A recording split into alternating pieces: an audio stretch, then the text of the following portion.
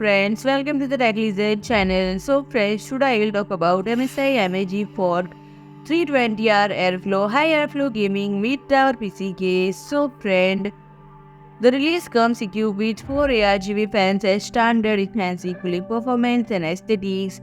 It boasts high airflow design featuring mesh panels on the front, top and portion of the side panel, and the left side panel is constructed from 4 thick tempered glass, offering a clear view of the interior. As a standard configuration, the case includes 3 front and 1 rear 120mm ARGB fans. Additionally, it comes equipped with a 6-port ARGB LED control board and LED buttons for effortless illumination customization. And friend, the key specification include drive base 2.5 inch or 3.5 inch shadow bay by 2 and 2.5 inch shadow bay into 1 cooling fan, front 120mm into 3 to 140mm, top 3 120mm or 2 140mm, rear 120mm and side 2 120mm, bottom surround 2 120mm, and radiator supports are front 140 or 240mm, top 280 or 360mm, and rear up to 120mm. 7 expansion slots.